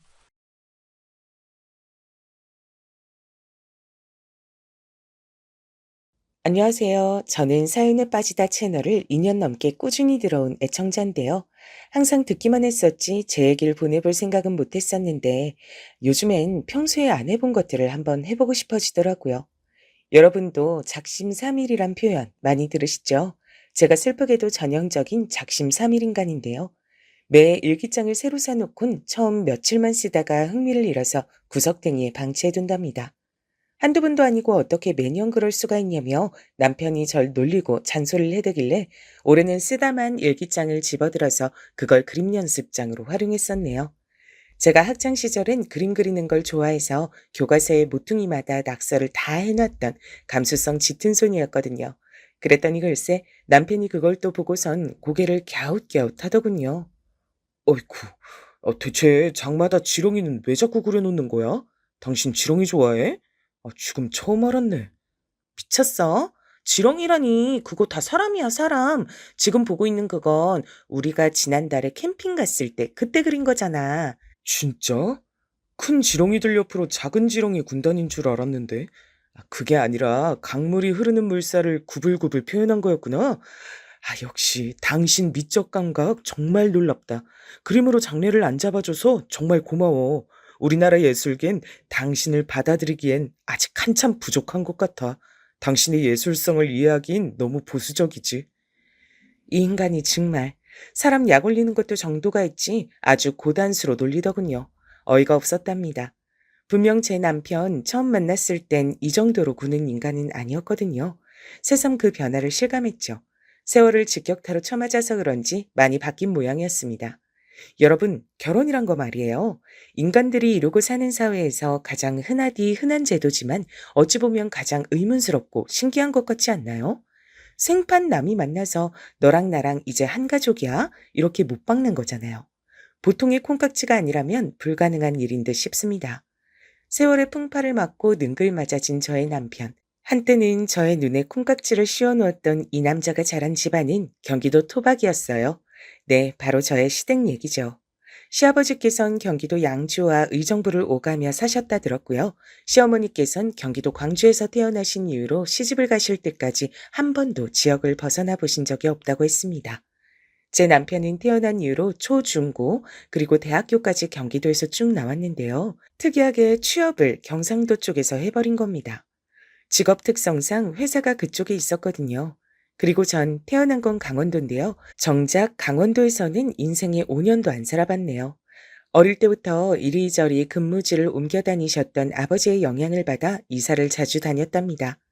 제가 성인이 되고 난 이후론 경기도에 완전히 정착을 했는데 제가 또 희한하게 혼자 취업을 경상도로 가버린 것 아니겠어요? 제 고등학교 동창이자 저하고 최고로 친한 친구가 고향이 경상도였는데요. 친척 어른분께서 건물을 가지고 계셔 거기서 장사를 해보라는 좋은 권유를 들었던 겁니다. 요즘은 개인 카페 차리는 게 유행을 넘어선 포화 상태라죠. 몇 발자국 길을 걷지도 않았는데 카페가 보이고 또 보이고 그럴 정도의 카페 공화국이라고 하니까요. 그치만 그때까지만 해도 대단한 성인까지는 아니었기 때문에 당시엔 친구의 개인 카페 창업이 무척이나 도전적으로 보였답니다. 그 친구는 묵묵하고 성실하고 대쪽 같고 정말 다 좋은데요. 나긋나긋하다거나 넉살이 좋다거나 하지 않다는 단점이 있습니다. 그래서 제가 도움을 주기 위해 그 친구의 간절한 부탁을 받고 그 카페에서 일을 하게 된 거였어요. 그러다 타지에서 외로이 일하던 남편을 손님으로 만나게 됐고요. 결혼하고 나선 남편이 다니는 회사 근처에 아담한 아파트 신혼집을 얻고 재미나게 지냈죠. 양가의 결혼 허락은 문제없이 잘 받았었고요. 당시의 시댁 상황을 얘기해보잔 말이지요. 이때 아주버님께서 연하에다가 무려 직업이 의사이신 분과 진지하게 교제 중이셨기 때문에 저희 부부의 결혼 문제는 결코 커다란 건수라고 할 수 없었답니다. 주목을 덜 받아서 편하게 결혼 생활을 할 수 있었다고나 할까요? 남편이 워낙 성격이 독립적이고 알아서 하는 유형이었기 때문에 사실 시댁에서 반대니 허락이니 자시고 말고 할 것도 없었을 것 같지만요. 시댁의 3남매 중에 첫째가 시숙, 둘째가 남편이고 셋째가 시누이인데요. 이 시기에 시누이가 자기 멋대로 대학교 자퇴를 해버리는 바람에 시댁이 발칵 뒤집어지기도 했었어요. 그래서 여러모로 저희 부부는 결혼을 슬쩍 조용히 해낼 수 있었던 듯 싶네요. 아, 참. 여러분은 집집마다 골칫덩이 혹은 아픈 손가락이 있기 마련이란 말을 어떻게 생각하세요? 집안마다 특색이 있다는 얘기와 일맥상통할 것 같아요. 시댁의 3남매 중 단연 특색이 있는 사람을 뽑자면 시누이였습니다. 남편의 여동생 말입니다. 결혼하고 나서 거의 2달 정도가 흘렀을 때였을 거예요. 한창 신혼 중에 신혼을 즐기고 있었는데 어느 날 시누이가 예고도 없이 불쑥 들이닥쳤습니다. 어, 어, 아가씨가 갑자기 웬일이에요? 여기까지 설마 혼자 오신 거예요? 새언니, 저 오늘 여기서 신세 좀 질게요. 그래도 되죠? 네? 당연히 그래도 되죠. 안 될 건 없죠. 일단 들어오세요. 연락도 없이 오시니까 제가 깜짝 놀랐어요. 무슨 일 있었던 건 아니시죠? 오빠한테 연락했었는데 놀러 가겠다고 하니까 싫어 그러더라고요. 그래서 제가 이미 출발해서 가는 중이라고 하니까 안 돼 그러는 거예요. 서운하게 왜 칼같이 거절하냐니까 나 출장 중이라서 안 돼 그러더라고요. 마침 오빠가 출장 갔다니 세상에 전 너무 잘 됐다 싶어서 더욱 서둘러 와봤죠. 혹시 제가 불편한 건 아니죠, 새언니? 당연히 불편했죠. 갑자기 예고도 없이 들이닥쳤는데 얼싸안고 너무 반갑다며 인사할 상황은 아니었잖아요. 본인의 작은 오빠 내외가 신혼 생활 중인데 대뜸 가는 중에 연락이나 하고 게다가 안 된다고 거절을 들었음에도 무작정 쳐들어온 거잖아요. 신우이의 무례는 거기서 그치지 않고 배고파서 빨리 밥을 먹고 싶다면서 저한테 저녁은 지금 안 차릴 거냐면서 시끄럽게 물어댔습니다. 목마르다면서 음료수를 찾아 냉장고는 이미 뒤지고 있었고요. 이럴 수가. 결혼한 여자들에게 열이면 아홉이 열린다는 시댁 식구로 인한 고난의 길. 그게 바로 나한테 열린 건가? 너무 아무렇지도 않게 쓱 결혼을 해버려서 방심하고 있었어. 저는 식은땀이 났고 눈앞이 핑그르르 도는 듯 했습니다. 신우이는 이미 양말을 벗어서 거실 구석에 던져두고 있었어요. 하지만 제가 누군가요? 서비스업 종사자였습니다. 고객이 진상이든 개진상이든 전 흔들리지 않고 서비스를 제공하는 직업병에 걸려있던 지 오래였죠. 아가씨, 저녁으로 찌개 괜찮죠? 그 두부 사놓은 게 있어서 된장찌개나 얼른 끓일까 해요. 대박. 저 된장찌개 그런 거 완전 좋아하잖아요. 새언니, 계란 후라이에 밥 비벼서 된장찌개 국물 끼얹어 먹으면 진짜 끝내주는 거 아시죠? 거기에 열무김치 얹으면 두 그릇까지 뚝딱인데. 아, 열무김치가 진짜 최곤데. 아, 집에 마침 열무김치 있어요. 잘 됐네요. 그렇게 해서 먹으면 되겠네요. 사실은 아까 냉장고 열었을 때 열무김치하고 계란 있는 거 봤어요. 나물 반찬들도 좀 있는 것 같던데 아낌없이 다 꺼내주시면 감사하겠습니다. 아유, 그럼요. 다 꺼내드려야죠. 조금만 기다리세요. TV 보고 있으면 제가 금방 저녁 차릴게요. 우리 새언니가 최고네요. 저녁 차리기 파이팅 하세요. 제가 여기서 마음으로 응원하고 있을게요. 제가 그때 생각한 건데 웬만한 사람이었으면 거기서 신우이하고 머리끄댕이 잡고 싸웠을 것 같아요. 성격이 좀 있는 사람이었으면 곧바로 뭐? 파이팅? 죽고 싶니? 너 파이팅 넘치게 맞아볼래? 이러면서 신우이한테 성공을 날렸을 겁니다. 그러나 저는 지독한 직업병에 걸려 있었기 때문에 표정 하나 안 바꾸고 싹싹하게 웃으며 밥을 차리기 시작했죠. 신우이는 개념을 상실한 진상이었으나 전 아주 다양한 인간 군상에 질릴 대로 질린 서비스업 종사자였으니까요. 결혼 전엔 사실 신우이가 어떤 사람인지 직접 겪어볼 기회가 거의 없었죠. 직접 대면할 기회 자체가 없다시피 했으니까요. 그래서 이렇게 된 거 좋은 게 좋은 거란 생각으로 신우이와 원만한 시간을 보내보자 싶은 거였답니다. 준비가 다 돼서 신우이와 마주 앉아 밥을 먹는데 사람이 너무 경우가 없고 예의를 못 차려서 그렇지 밝으면서도 해맑은 것 같다는 생각이 들었어요. 왜냐면요, 같이 그러고 앉아 있는데 전혀 어색하게 느껴지지 않더라고요. 남편은 저랑 지지고 볶고 연애질하다 결혼한 거라 이젠 저와 아주 막역했지만 연애 초반 혹은 중반 때까지만 해도 사람이 대체로 뻣뻣하다는 인상을 받곤 했었거든요. 제 지인을 같이 마주치기라도 하면 딱 자기소개만 하고 그걸로 끝이었죠. 얼어붙어서 냉동 인간이 돼서 아무 말도 더 못하곤 했습니다. 온몸으로 "저 지금 몹시 어색해요." 를 외쳐대서 제 지인들이 먼저 자리를 피해주곤 했었고요. 시부모님께서도 딱히 되게 외향적인 분들은 아니시던데 시누이는 희한하게 혼자 다르더라고요. 그날 밤 시누이가 넉살 좋게 저한테 잠옷 빌리자면서 장롱을 막 뒤져대는 뒷모습을 보며 전 결혼 얘기가 오가던 때에 남편이 저에게 해주었던 말을 떠올렸습니다. 내 동생 있잖아. 걔는 딱 뭐라고 정의를 내리기가 힘들어. 왜? 사람이 독특한가 봐? 특이한 편이야? 많이 자유로워. 그냥 걔 때문에 우리 부모님 머리가 자주 아팠단 사실만 얘기해 줄게. 그 말이 이제야 이해가 갔어요. 직접 겪으니까 체감이 되더라고요. 너무나도 자유로웠습니다. 제 잠옷을 입고 거실 소파를 뒹굴뒹굴 구르는 시누이를 보며 전 적어도 저에게 일부러 시자 노릇하고 싶어서 저러는 게 아니란 사실을 깨달았죠. 그냥 사람이 워낙 저럴 뿐이란 생각이 들더라고요.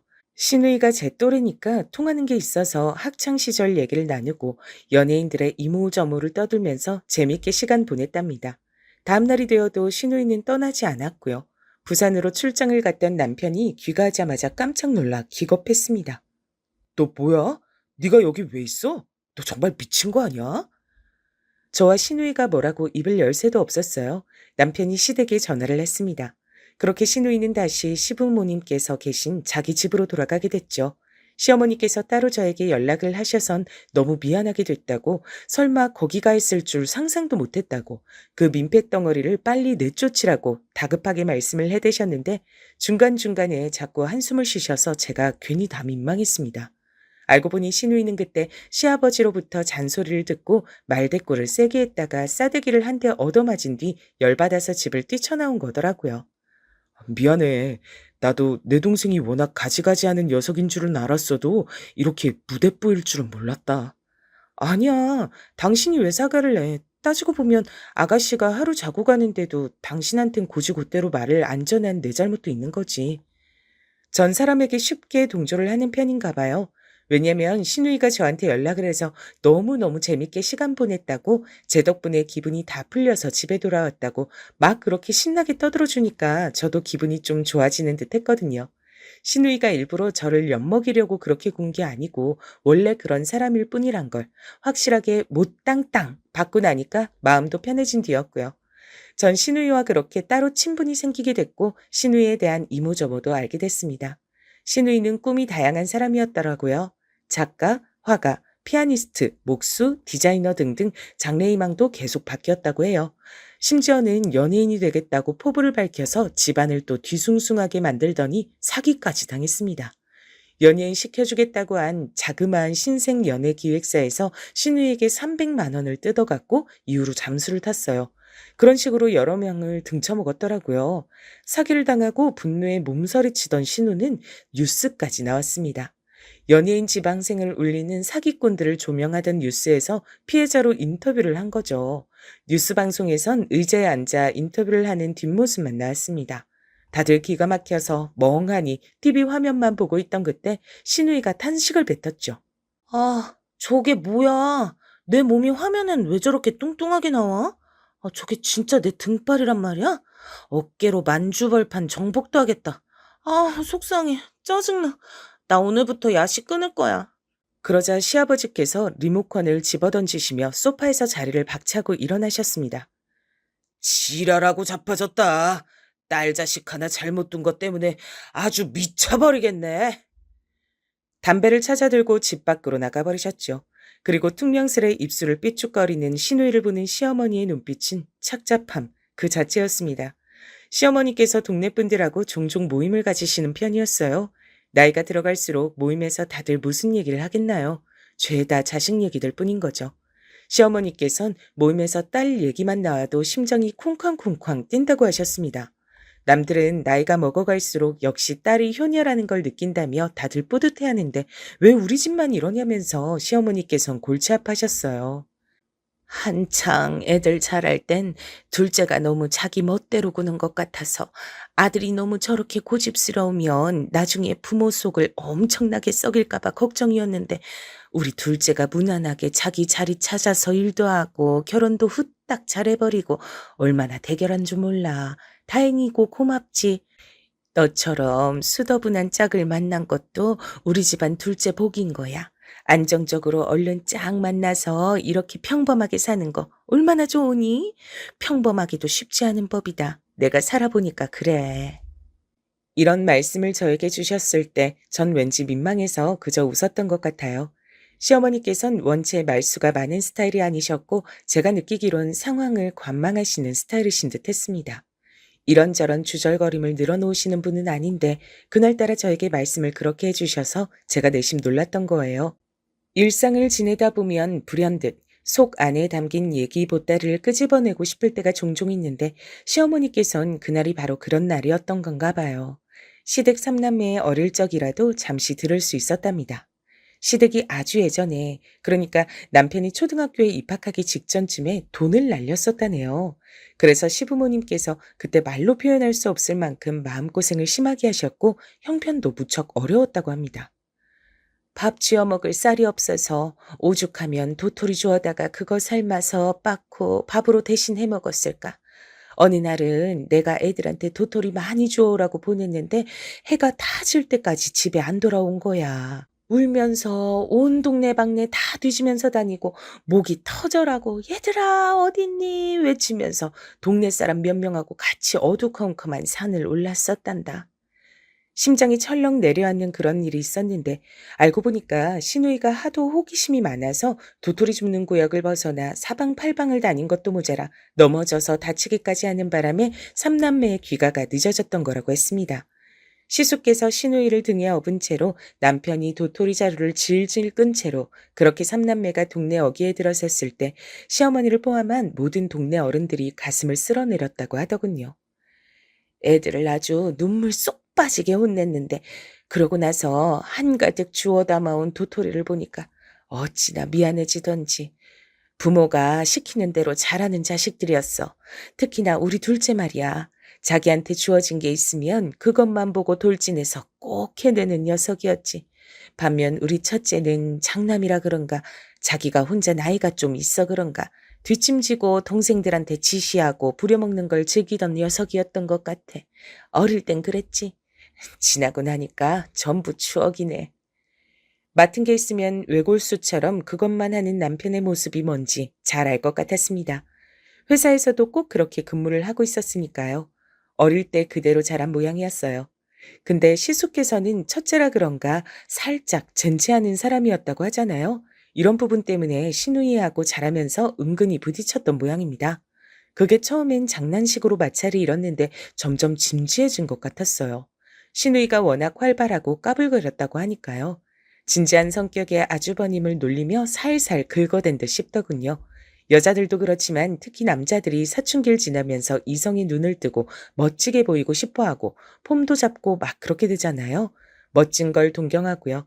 시숙께서도 그런 시기가 있었는데 그럴 때 시누이가 많이 놀렸다네요. 그런데 시숙께서는 어린 막내가 장난치듯 놀려대니까 그 앞에 두고 정색을 하며 화를 내기엔 자존심이 상하니까 이를 악물며 모른 척 하셨던 거죠. 그러나 시누이는 짓궂어서 계속 놀려댔고요. 그 유명한 오빠는 풍각쟁이야 노래 아시죠? 그걸 개사해서 밖에서 시숙을 볼 때마다 오빠는 말미잘이야 이렇게 노래를 크게 불러댔던 겁니다. 한창 여학생들에게 잘 보이고 싶던 나이, 어린 여동생 때문에 항상 친구들 앞에서 개망신을 당했던 시숙의 속이 부글부글 끓고 있었죠. 그런 여파가 남아서인지 어째선지 하여간에 나이가 들고선 두 사람이 괜히 안 친했고요. 그래서 신우이가 시숙보다 제 남편을 더 편하게 생각했습니다. 진지하게 무게 잡는 성격 때문에 본의 아니게 놀림을 실컷 받고 지내셨던 시숙께선 결혼을 좀 늦게 하신 편이었는데요. 이런 경우에 써도 되는진 모르겠으나 가히 대기만성이라고 할 만했습니다. 무려 의사 형님과 결혼에 골인을 해내셨으니까요. 시댁에서 언뜻 듣기로는 시숙께서 자기 처가에 간도 쓸개도 다 빼줄 것처럼 구셨다나 뭐라나 그러셨다던데 충분히 그러실만 했다 봅니다. 의사니까요. 대한민국에서 사자 직업은 의미라든지 대우가 남다르잖아요. 아니, 이건 전 세계의 다른 어느 나라를 가도 마찬가지일 정도죠. 무려 의사이신 형님께선 원래 같은 의사인 결혼 상대가 따로 있었는데 안 좋은 일로 파혼을 겪으신 후 시숙을 만나셨고 결혼까지 하신 걸로 알고 있습니다. 이런 걸 보면 전부 다 자기 짝은 따로 있는 건가 봐요. 관련돼서 조금 재밌는 비화가 있던데 다름 아니라 시숙의 동창 중 한 분도 의사와 결혼을 하셨다고 하던데요. 그때 시숙을 향해 크게 자랑을 하셨던 거예요. 나는 의사하고 결혼하는데 너는 결혼할 기미도 안 보이네. 이대로 노총각의 길을 걸을 작정인가 보다. 반 정도는 농담의 느낌이었다곤 하는데 아무튼 시숙께선 그게 무척 기분이 나쁘셨다네요. 근데 시간이 지나서 그걸 제대로 갚아주시게 된 겁니다. 의사와 결혼에 꼴이 나셨으니까요. 시숙께서는 기세등등하셔서 이보다 더 뿌듯하고 보람될 수 없다는 표정의 새신랑이었고요. 볼 것도 없이 시부모님께선 입이 찢어져 계셨죠. 역시 장남은 장남이라고 하시면서 무척이나 기뻐하셨어요. 와, 나한테 의사인 손이 동서가 생길 줄이야. 왠지 신기하네. 정말 인생이란 모를 일이야. 저도 한 집안에 의사가 생긴다는 사실이 아주 크게 받아들여졌습니다. 의사 형님께선 당연히 무척 바쁘시고 사는 곳도 서로 안 가까우니까 집안 행사라든지 그런 게 있을 때만 얼굴을 볼 수 있을 게 뻔했고 그저 그런 관계로 적당히 잘 지내게 될 것이라고 예상을 했었죠. 그건 왜 그림을 예상하는 것도 이상한 일이었으니까요. 하지만 그러한 제 예상을 뒤엎고 초장부터 심상치 않은 그림이 그려지고 있었습니다. 시숙과 형님 두 분이 결혼하시고 한 달 조금 넘게 흐른 때였던 것 같아요. 형님께서 바쁘다 어쩐다 하셔서 신혼여행 후에 시댁을 안 들르셨거든요. 전화만 시부모님께 드리신 걸로 알았습니다. 그러고 나서 그러니까 그때가 처음으로 시댁에 들르신 것이었고 주말이었기에 저희 부부도 겸사겸사 자리했고 다 함께 모인 때였어요. 어쩌다 보니 형님, 저 그리고 시누이까지 셋이 딱 부엌에서 동선이 겹쳤는데요. 시누이는 낯가림이란 게 없는 사람이잖아요. 그러니까 그 찰나를 놓치지 않고 유쾌하게 형님을 향해 말을 건 거예요. 어떤 얘기였냐면 시숙을 옛날에 말미잘이라고 계속 놀렸다는 것이었습니다. 그래서 전 오빠는 풍각쟁이야 이 노래가 들려올 때마다 큰오빠하고 옛날에 있던 일들이 떠오르곤 하네요. 그러셨군요. 근데 아가씨는 풍각쟁이가 무슨 뜻인지는 아세요? 글쎄요, 모르겠는데요. 풍각? 바람의 각도라는 뜻일까요? 아, 바람을 잘 아는 사람이란 의미겠네요. 그쵸? 제가 맞췄죠? 아니요, 틀렸어요. 악기 연주하고 노래 부르고 다니면서 돈을 구걸하는 사람을 두고 풍각쟁이라는 겁니다. 진짜요? 어, 저 지금 처음 알았어요. 풍각쟁이는 뭔 뜻인지 몰라도 말미잘은 뭔지 정확하게 알았으니까 그걸로 된 거죠. 그쵸? 아니요, 그걸로 안 된 것 같은데요. 부끄러운 줄 알고 사세요. 이미 부끄러움도 잘 모르시는 분 같지만. 형님께서 시누이를 위아래로 흘겨보더니 피식 코웃음을 치고 먼저 자리를 뜨셨습니다. 남겨진 시누는 당황한 기색이 완연했고 저도 난감한 기분이었어요. 그래서 잠시 후에 제가 거실에서 아무도 몰래 형님을 향해서 좀 심하셨어요 라고 속삭여드렸습니다. 시누이는 그저 유쾌하게 말을 붙이고자 했던 것뿐이란 걸 전 느꼈으니까요. 당황해서 멍해진 시누이가 신경 쓰이더라고요. 근데 제 속삭임을 들은 형님께서 눈살을 한껏 찌푸리시며 절 째려보시는 겁니다. 왜요? 아부 떨고 싶어서 환장하셨나 봐요? 네? 아, 아부요? 환장이요? 시댁에 잘 보이고 싶어서 병적으로 자기 자신 낮추는 거요. 동서가 딱 그런 며느리인 듯 싶은데요. 시댁에 머리 숙이고 눈치 보고 시댁 사람들 서열이 더 높다고 여기고 이러는 것들 전부 다 구시대적인 발상이고 행동이에요. 아니, 저는 그냥 아까 그 상황이 조금 과했다고 생각해서 가볍게 한번 말씀드린 것뿐인데요. 됐어요. 동선인 아가씨 비위 맞추고 싶어서 환장한 모양인데 본인이나 실컷 그렇게 하세요. 나까지 끌어들이지 마시고요. You got it? 네? 뭐라고요? 가립이요? 간단한 영어도 못 알아들으시네요. 그럴 줄 알았어요. 그렇게 보여요. 난데없이 되로 주고 말로 받는 상황이라 하도 어이가 없어서 어리 빠진 와중에 웬 영어까지 들으니까 제가 당연히 뭔 소리야 했던 거죠. 근데 형님께선 절 비웃으시며 슬쩍 혀까지 끌끌 차셨습니다. 그 표정이 마치 수준을 알만하다 이렇게 외치고 있는 것 같아 저는 무척 민망해졌어요. 제가 화가 나서 입술을 꽉 깨물자 저를 향해 한마디 더 날리셨습니다. 같은 며느리 입장이라서 뭔가 대단한 착각을 하신 모양인데요. 난 동서하고 달라요. 시댁의 눈치를 볼 필요가 없는 사람이에요. 그걸 분명하게 알고 행동하세요. 아가씨 비위 잘 맞추시고 시부모님 잘 봉양하시고 그렇게 살다 가면 되겠네요. 열심히 하시길. 살다가 가라니요? 어디로요? 저 세상으로요? 너무 황당해서 턱이 빠질 뻔했습니다. 입이 저절로 떡 벌어지더라고요. 의사 형님 이분 대체 뭐 하는 분일까 싶었어요. 신우이와는 결이 다르게 아주 다른 차원에서 막말을 하시는 분이었습니다. 당연히 제가 형님을 긍정적으로 생각하기 어려워졌죠. 그럼에도 사람을 안 좋게 본다는 걸 굳이 드러낼 필요는 없는 것 같아 남편에겐 아무 말도 안 했고 신우이가 저한테 형님의 막말 때문에 속상했다고 푸념할 때도 그냥 들어만 줬지 동조는 안 했습니다. 아주 현명한 처사라고 생각을 했죠. 상대는 맏며느리의 의사인데 괜히 대립했다간 저만 소나인 게 뻔했습니다. 시부모님께서도 귀한 의사 며느리라고 떠받들어 주시고 흐뭇해하시는데 제가 뭐라고 나대겠나요? 근데 첫 단추가 잘못 끼워져서 그런지 삐그덕대는 일은 계속 일어나고야 말았습니다. 시부모님 두 분의 생신이 얼마 차이가 안 나요. 음력으로 두 분 다 하시기 때문에 어떨 땐 3주가 차이 나고 어떨 땐 보름밖에 차이가 안 났습니다. 그래서 생신 기념을 같이 했습니다. 원래는 따로 하셨다곤 하는데 나이가 드시면서 생신 기념하는 걸 합치셨다네요. 나이가 드셨기 때문이라기보단 자식들이 성인이 되고 사회인이 되면서 바빠졌기 때문인 것 같다는 게 저의 추측이었지만요. 아무튼 생신 기념했던 걸 두고 시어머니께선 서러웠던 점을 슬쩍 꺼내신 바 있었습니다.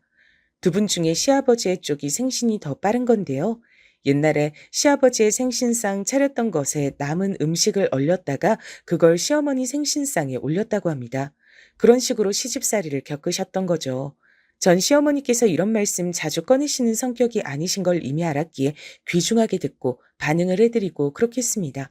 일부러 며느리들 앞에서 이야기거리를 꺼내려고 노력하시는 듯 보이기도 했고요. 그런데 형님께선 다 듣고 나시자마자 콧웃음부터 치셨어요. 제가 두 귀를 의심했죠. 잘못 들었나 했는데 그게 아니고 진짜로 콧웃음 치면서 시어머니를 비웃으신 것이었습니다. 한심하다는 생각부터 들어요. 미련하게 사셨네요. 자기 자리는 자기가 만드는 법이죠. 지나간 세월 누가 보상할까요? 혼자 손해보신 거예요. 제가 놀라서 가슴이 철렁 내려앉았죠. 아니, 누가 저런 지적이나 듣고 싶어서 옛날에 있었던 일을 꺼냈답니까? 몹시도 당황한 제가 형님을 향해 말씀이 좀 심하신 듯하다 조심스레 의견을 드렸는데요. 형님께선 저를 향해 같지 않다는 눈빛을 쏘아주셨어요. 제가 울컥하려던 찰나 시어머니께서 형님의 편을 드셨습니다. 그네가 맞는 말했다. 내가 미련했지, 미련했어. 시댁에 대들면 세상이 무너지는 줄 알았거든. 그러면 크게 잘못하는 것이라고만 생각했어. 그렇지만 나도 나름의 이유가 더 있었단다. 그땐 친정에서도 여잔 출가외인이라고 하던 때라 내가 만약 시댁을 등지면 친정에서도 환영을 못 받을 게 분명했기에 함부로 행동할 수가 없었어. 어머님, 전제 자체를 잘못 가셨어요. 시댁과 친정, 꼭 어디 한쪽에 기대야 하셨었나요? 혼자선 못 사셨나요? 되게 의존적으로만 생각하고 사셨던 것 같네요. 아, 일단 아가씨는 확실히 외탁을 안 하셨네요. 어머님과는 다르게 곱비 풀린 망아지가 따로 없으니까요. 아가씨는 혼자 사막에 떨어져도 잘 살아남을 것 같아요. 근데 아버님하고도 성향이 다르던데. 아가씨는 집안에서 혼자 독보적인 듯 싶습니다. 여러 의미로요. 여기서 갑자기 시누이 흉까지 본다고요? 제가 또 울컥했는데 시어머니께선 또 형님의 의견이 맞다고 해주셨어요. 그러면서 저에게 되려 동서지간에 사이좋게 지내라고 하셨습니다. 제가 손아래 사람이니까 어쨌든 더 잘하라고 하시더군요. 서비스업 종사자의 최대 단점이자 장점은 잘못했다고 스스로 생각하지 않아도 손님에게 정중하게 사과하는 것이 습관적으로 박혀있다는 것입니다. 그래서 전 시어머니를 향해 군소리 않고 네, 알겠습니다. 이렇게 공손하게 말씀드렸죠. 대신 잠시 후에 형님과 시댁의 베란다에서 따로 설전 아닌 설전을 벌였습니다. 너무 직설적으로 말씀하시는 거 아니에요? 듣기에 살짝 불편했네요, 형님. 동서는 배알도 없나 봐? 어머님이 괜찮다고 하시는데 동서가 왜 나서서 자발적으로 시댁의 종년 노릇을 하려고 들지? 나 진짜 이해가 안 되네. 이런 식으로 본인의 지능이 낮다는 걸 티를 내도 되는 건가? 내가 민망해지니까 부디 그러지 말았으면 해요. 뭐라고요? 제가 형님보다 대학을 못 나왔다고 지능 운운하시는 거예요? 아니, 대학 간판만 따지는 건 요즘 세상에 좀 촌스러운 것 같고, 동서, 대학 다니는 동안에 성적 장학금 탄 적 있어요? 장학금까진 아니고 성적은 항상 잘 나오긴 했는데요. 없단 거네요. I got it. 그럴 줄 알았어요. 그렇게 보이거든요. 참나, I got it은 무슨 아가리를 다물리고 싶었네요. 형님께서 크게 피식 저를 비웃고 자를 뜨셨고 전 그날 집에 와서까지 내내 멍하게 있다가 자려고 누워서 뒤늦게 분노가 끌어올라 진짜 미치는 줄 알았습니다. 이불에 발차기를 뻥뻥 해대니까 남편이 화들짝 놀라더군요. 그럼에도 발차기를 멈출 수가 없었어요. 억울하다, 억울해. 학교 다닐 때 공부 좀 죽도록 해볼걸. 내가 의사 해볼걸. 결국은 속이 터질 것 같아서 제가 그런 혼잣말을 뱉었을 때 뭔가 눈치를 차린 건지 남편이 옆에서 씁쓸하게 웃으며 고개를 저었습니다. 그러더니 아주 진지한 말투로 형님 쪽이 저보다 집안도 훨씬 잘 사는 편이니까 어차피 상대가 안 됐을 거라 하더군요. 그걸 지금 위로라고 해주는 건가 싶어서 제가 얼마나 부하가 치밀었던지 몰라요. 남자들은 이래서 안 된다고 세심하지 못하다고 남편에게 잔소리를 날렸으나 사실 전 그때 속으로 그 말이 맞긴 하다 이렇게 수긍하며 세상이 참으로 불공평하다는 생각을 하고 있었답니다. 형님께서 기고만장하시고 할 말 다 하고 사시는 이유 본인 스스로가 너무나도 잘났고 당당하기 때문이었으니까요. 그해 시부모님 생신 때 어쩌다 보니 나가서 먹는 걸 안 하고 시댁에서 간단히 먹는 걸로 정해졌는데요. 말이 간단이지 절대 간단할 리 없었습니다. 생신상이었으니까요. 거의 제가 혼자 다 했어요. 시누이는 솔직히 너무 도움이 안 돼서 그릇 나르는 거나 하도록 두었고요. 새언니 너무 고생하신다. 이따가 뒷정리는 제가 다 할게요. 그래도 말이나 그렇게 해주니까 속으로 엄청 고맙더군요. 고매하신 의사 형님께선 그날도 주말인데 뭐가 그렇게 공사다망한지 바쁘다고 하셔서 늦게 오셨어요. 준비에는 한참 늦으셨지만 식사에는 딱 맞춘 그런 시각이었죠.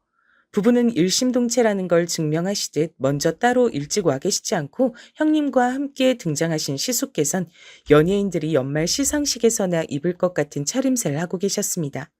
형님께선 바지 정장에다 화려한 스카프를 포인트로 두르신 채였죠. 그런 두 사람을 발견한 시누이가 입모양으로 헐 이러니까 시아버지께서 난색을 표하셨고 시어머니께서 얼른 말씀을 꺼내셨습니다. 어머, 둘이 아주 멋지구나. 어디 근사한 곳에 갈 것만 같아 보이네. 이 정도도 안 입고 살면 너무 후줄근하고 추레한 인생 아닐까요? 이런 거에 놀라고 유난 떠는 거, 그런 촌스러운 사람들이야말로 헐이라고 생각합니다. 그러자 형님께선 시누이 쪽을 눈짓하며 대답하셨어요. 누가 봐도 시누이를 흉보는 것이었죠. 분위기가 이상해지겠다 싶어 제가 얼른 음식 거의 다 차렸으니까 다들 앉으시라며 밝게 말을 했어요. 시아버지의 차를 손보러 밖에 나가 있던 남편도 돌아와서 화기애애하게 웃으며 자리를 냈고요. 저는 애써 준비한 생신상이 노력한 만큼 차려진 것 같아 뿌듯하게 수저를 들었습니다. 시아버지께서 음식을 드시며 고개를 끄덕끄덕 하실 때마다 제 얼굴엔 미소가 그려졌고요. 근데 형님께서 갑자기 제 쪽을 향해 고개를 가까이 하시더니 이렇게 말씀하시는 거 아니겠어요? 동서, 국이 살짝 간간하긴 하다. 아, 그런가요? 전 잘 모르겠는데 제 입맛이 짠 걸까요? 많이는 아니고 살짝 짜단 거니까 너무 의기소침해할 필요는 없고 앞으로 국 끓일 때 조금 주의만 기울이면 되겠어. 동서가 시댁의 부엌댁이니까 앞으로 성장하길 바래. 그래야 나도 시댁 올 때마다 더 괜찮은 음식을 먹을 수 있을 테니까. 동서, 요리할 때 조금씩 덜 짜게 하는 거 연습하기? You got it? 그놈의 짧은 영어가 왜 그렇게 듣기 싫던지요. 그냥 한국말로 알았지? 라고 하면 될 것 굳이 그렇게 영어로 해야 할까 싶었어요. 게다가 저보고 시댁의 부엌댁이라니요. 기분이 확 상했는데 시부모님 생신상 앞에서 소란을 일으키고 싶진 않았습니다. 참고로 형님 빼곤 다들 짜다는 얘기 일절없이 국을 너무나도 잘 먹었답니다. 제가 남몰래 꾹 인내한 덕택에 생신상 자리는 아무 문제 없이 끝날 수 있었어요. 식사를 마친 시부모님 두 분도 무척 좋아 보이셨고요. 근데 문제는 그 이후에 일어났습니다. 뒷정리 설거지를 하겠다고 저에게 미리 말했던 사람이 있었죠? 신우이 말이에요.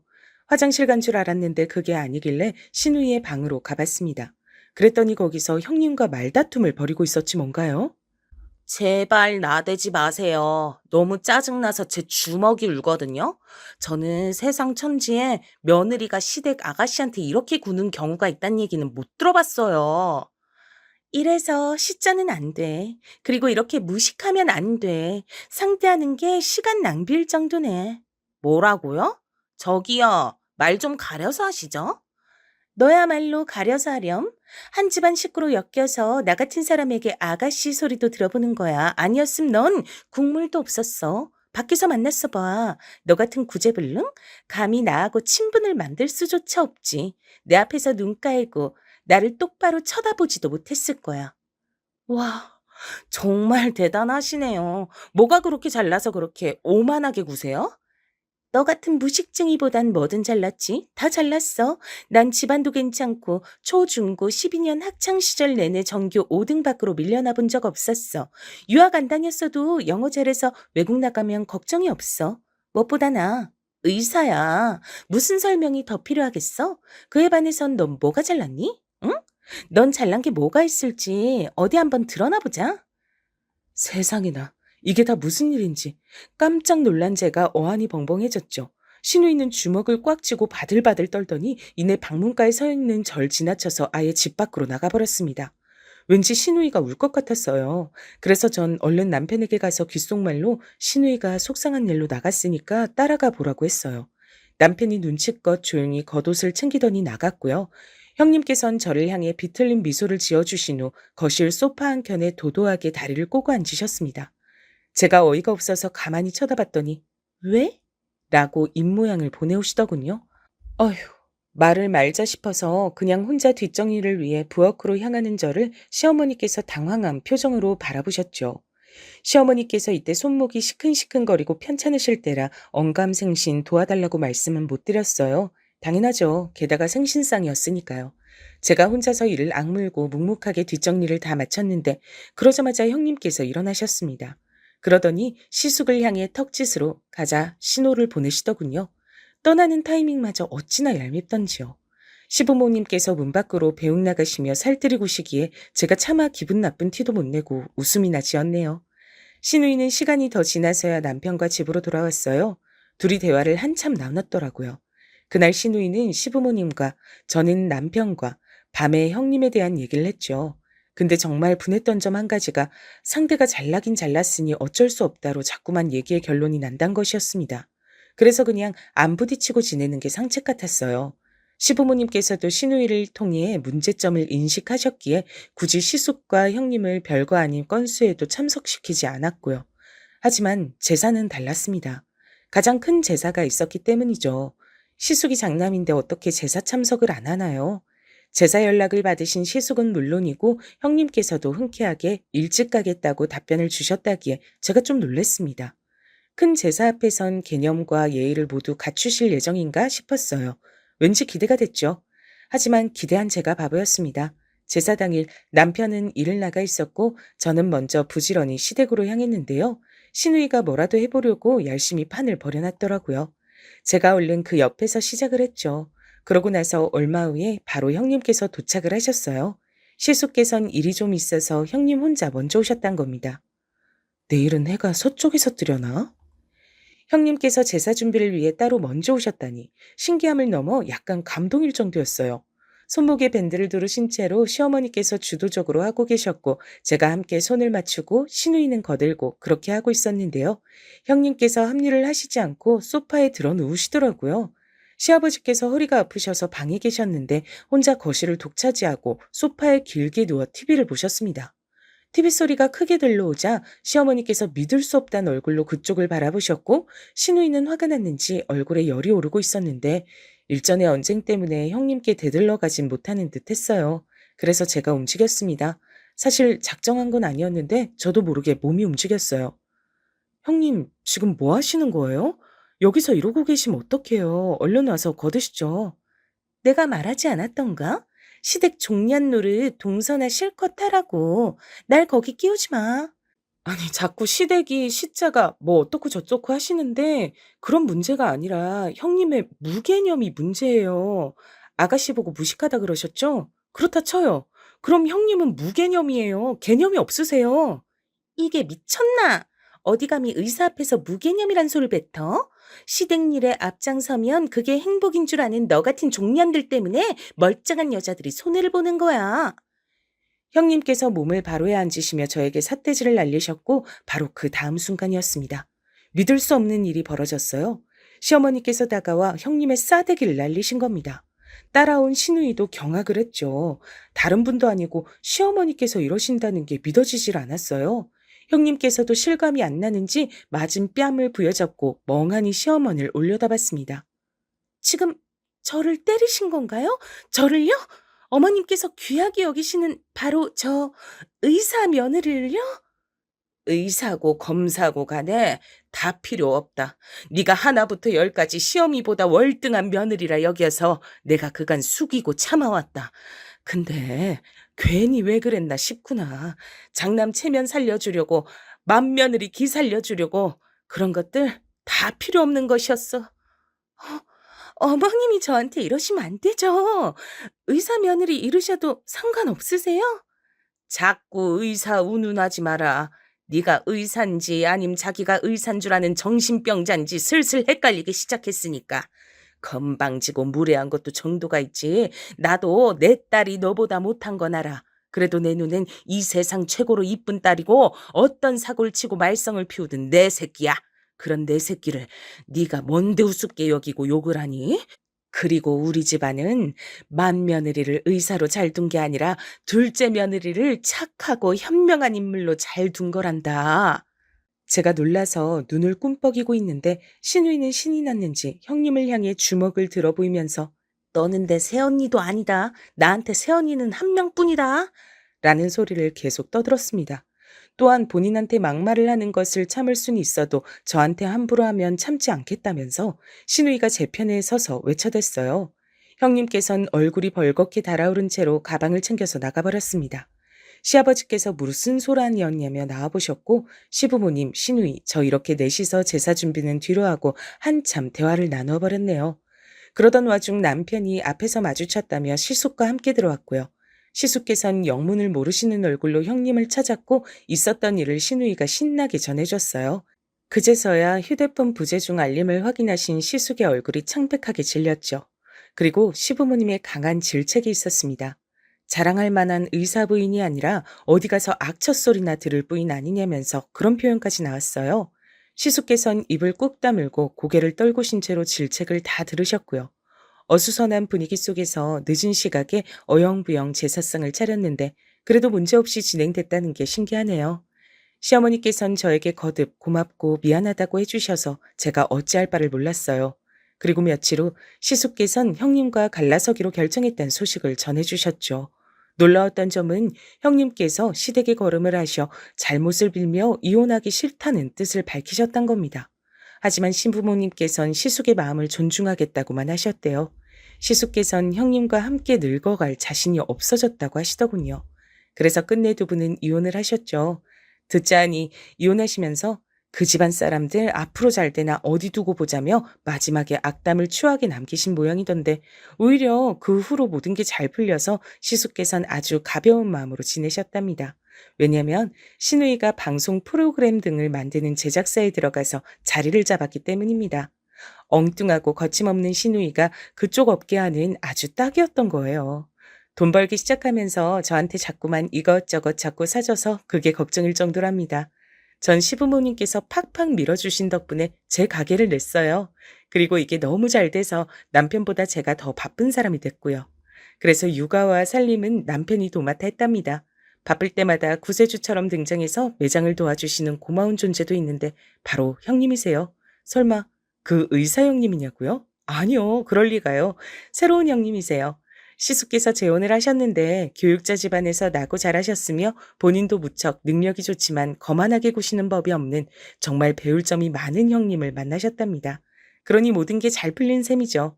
참고로 의사 형님이셨던 그분은 재혼을 하셨다가 다시 이혼하셨다고 후문을 살짝 전해 들었습니다. 이걸 그분의 화법대로 표현을 해드리자면 또 이혼? 알만하네. 왠지 그럴 것처럼 보이더라. 정도가 될 것 같죠? 지금까지 들어주셔서 감사해요. 간에 평안하시길 바랄게요.